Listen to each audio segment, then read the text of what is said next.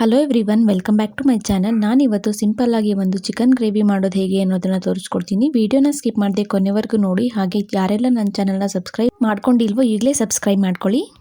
ನಾನಿವತ್ತು 1.5 kg ಚಿಕನ್ನ use ಮಾಡ್ತಾ ಇದ್ದೀನಿ. ಒಂದು ಕುಕ್ಕರ್ಗೆ 50 ml ಆಯಿಲ್ನ ಹಾಕ್ಕೊಂಡಿದ್ದೀನಿ.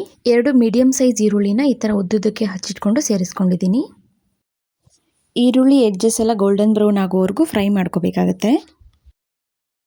ನೋಡಿ, ಈಗ ಎಡ್ಜಸ್ ಎಲ್ಲ ಗೋಲ್ಡನ್ ಬ್ರೌನ್ ಆಗಿದೆ. ಈಗ 1.5 ಟೇಬಲ್ ಸ್ಪೂನ್ ಆಗೋಷ್ಟು ಶುಂಠಿ ಬೆಳ್ಳುಳ್ಳಿ ಪೇಸ್ಟ್ನ ಸೇರಿಸ್ಕೊಳ್ತಾ ಇದ್ದೀನಿ.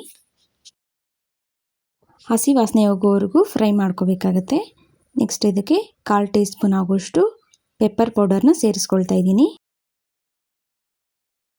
ಸ್ಪೈಸಸ್ ಹಾಕಬೇಕಾದ್ರೆ ಫ್ಲೇಮ್ ಲೋ ಅಲ್ಲೇ ಇರಬೇಕು, ಇಲ್ಲಾಂದರೆ ಸೀದೋಗೋ ಚಾನ್ಸಸ್ ಇರುತ್ತೆ. ನಾನಿಲ್ಲಿ 2 ಟೊಮೆಟೊ, ಸ್ವಲ್ಪ ಕೊತ್ತಂಬರಿ ಸೊಪ್ಪು ಹಾಗೆ 4 ರಿಂದ 5 ಹಸಿರು ಮೆಣಸಿನಕಾಯಿನ ಪೇಸ್ಟ್ ಮಾಡಿ ಸೇರಿಸ್ಕೊಳ್ತಾ ಇದ್ದೀನಿ. ಹಾಗೆ ಮಿಕ್ಸಿ ಜಾರ್ಗೆ ಸ್ವಲ್ಪ ನೀರನ್ನು ಹಾಕ್ಕೊಂಡು ಕೂಡ ಸೇರಿಸ್ಕೊಂಡಿದ್ದೀನಿ. ಇದನ್ನೀಗ ಒಂದು 5 ಮಿನಿಟ್ಸ್ ಚೆನ್ನಾಗಿ ಕುದಿಸ್ಕೋಬೇಕಾಗುತ್ತೆ.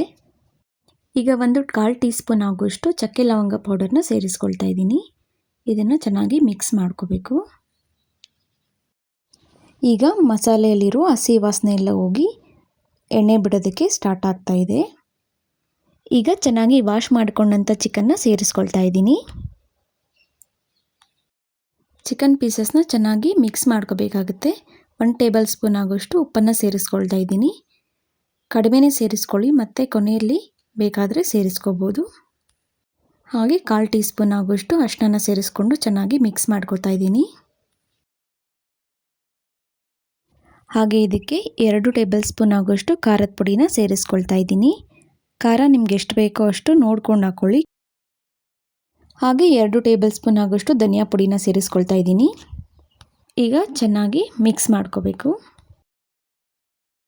ಇದಕ್ಕೆ ನೀರೇನು ಹಾಕೋ ಅವಶ್ಯಕತೆ ಇಲ್ಲ. ಬೇಕಿದ್ರೆ ನೀವು ಒಂದು ಸ್ಮಾಲ್ ಗ್ಲಾಸಲ್ಲಿ ಒಂದು 1/2 ಗ್ಲಾಸ್ ಆಗೋಷ್ಟು ಸೇರಿಸ್ಕೋಬೋದು.